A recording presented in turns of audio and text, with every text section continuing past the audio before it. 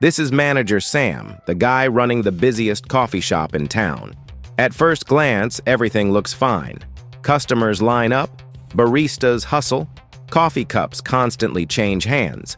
But behind the counter, there's a problem so massive, most people don't even see it. Sam owes a mind-blowing 37 trillion cups of coffee. Yes, you heard that right. 37 trillion. That's more cups than you'd find if you filled every coffee shop table in America, multiplied it by 1,000, and still came up short.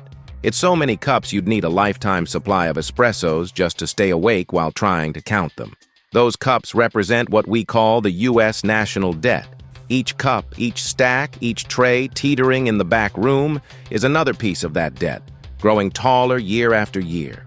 And trust me, there isn't a barista alive who can keep up with all those promised refills. The real issue? No one knows how or when Sam will ever pay it back. Meanwhile, the pile keeps rising, like an espresso machine stuck on infinite pour.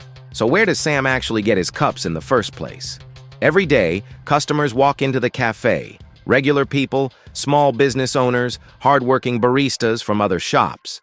They buy their drinks, and part of what they hand over ends up in Sam's register as cups of coffee. That's the cafe's version of taxes. These cups go straight into Sam's big storage room, and he uses them to keep the cafe running, fixing broken espresso machines, paying the staff, buying beans, even funding things like the neighborhood watch. In theory, those cups are supposed to cycle back into making the cafe, or in real life, the country, stronger, safer, and better. But here's the problem. While Sam does collect a huge amount of cups every single year, it's never enough to cover all the bills piling up. Every year, Sam brings in plenty of cups, but no matter how many flow in, he always pours out more than he collects. In the cafe world, that's called running a deficit. Picture it like this. Sam scoops in 100 cups from the register, but then he goes and serves 120. And this isn't just a Sam problem. Every manager before him has done the exact same thing. Over-serving, over-promising, and over-pouring. So how does he cover the gap? He borrows. Instead of saying, "Sorry folks, we're out of coffee," Sam writes an IOU. "Lend me 20 cups now and I'll give them back later with a little extra on top." It keeps the cafe running smoothly in the moment, but those IOUs start stacking like towers of paper cups in the back room. And here's the kicker. Later never really comes. So who actually lends Sam all those extra cups? A lot of it comes from regular customers inside the cafe. Local banks, investment funds, even grandma's retirement savings. They all pitch in by buying something called a coffee bond. It's basically a promise from Sam. Give me 10 cups today, and I'll return 10 plus 1 extra later. But it doesn't stop there. A big chunk also comes from foreign cafes. Across the ocean, cafes run by pandas, foxes, and even big European bears are happy to lend Sam their cups. Why? Because for decades, his cafe has been seen as the safest place in the world to park extra coffee. At one point, the Panda Cafe alone held over 1 trillion cups worth of Sam's IOUs. That's how confident they were. But as those stacks of IOUs grow taller, people start to wonder, can Sam really keep this promise forever? Borrowing cups sounds harmless at first.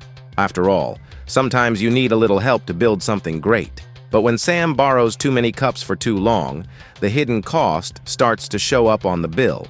That hidden cost is called interest. Every IOU Sam hands out doesn't just say, "I'll pay you back." It says, "I'll pay you back plus extra cups for the favor." And the bigger the stack, the more extra cups Sam owes each year. Here's where it gets messy. Sam now spends billions of cups every year just on interest, not even touching the actual debt. Imagine making your monthly payment on a giant credit card, but realizing you're only covering the interest charges and the balance never goes down. That's Sam's coffee shop in a nutshell.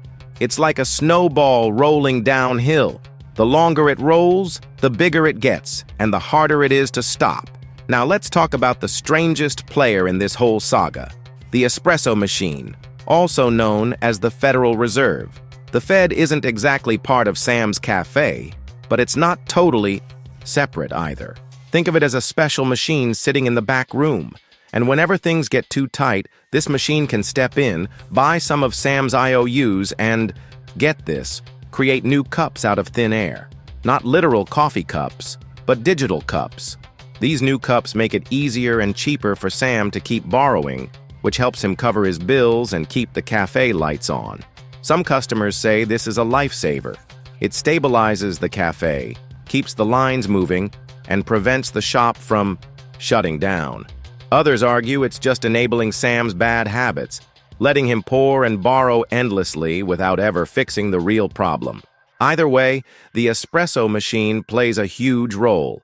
As long as it keeps pumping out cups, Sam can stretch the cafe's limits further and further. But if the day comes when the machine slows down, or customers start doubting the value of those freshly printed cups, the cafe could be in for a caffeine crash. At this point, you might be thinking, okay, Sam's cafe is drowning in cups, but what does that have to do with me? I don't even have extra coffee to lend him. Fair question. But the truth is, the cafe's debt touches every single customer. When the pile of borrowed cups gets too high, Sam has fewer cups left over for the stuff you actually care about, like keeping the Wi-Fi running, fixing the tables, or paying the staff. Translated into real life, fewer dollars for schools, roads, healthcare, and public services. Sometimes Sam tries to cover it by raising prices. Your $3 latte? Suddenly it's $4. Or maybe he just cuts back on the quality of the beans. You're paying the same but getting less. That's higher taxes or reduced public spending. And if lenders start doubting Sam's promises, they'll demand more cups in return for the same loan. That makes every cup in your own wallet worth less. Inflation. Suddenly, the same paycheck buys fewer groceries, fewer gallons of gas, and, yeah, fewer cups of coffee. Even jobs get hit. When debt, confidence drops, investment slows down, businesses pull back, and the economy weakens. Translation: fewer job opportunities, smaller raises, shakier job security. So even if you never thought you'd care about Sam's mountain of coffee debt, here's the truth. It's your cup on the line, too. So what can Sam actually do? Unfortunately, there's no magic button on the espresso machine that just wipes the debt away. The options are tough, and none of them make customers happy. He could cut back on servings, fewer perks, fewer refills, which means spending cuts. He could raise prices, which means higher taxes, or he could grow the cafe, bringing in more customers, which is like growing the economy. That's the best long-term play, but it takes time. And the debt isn't politely waiting in line. It's growing by the day. The reality is simple. If Sam doesn't make a tough call, the debt will eventually make the decision for him, either through higher interest, inflation, or a full-blown crash of customer confidence. The U.S. debt crisis isn't just a mountain of cups in some back room.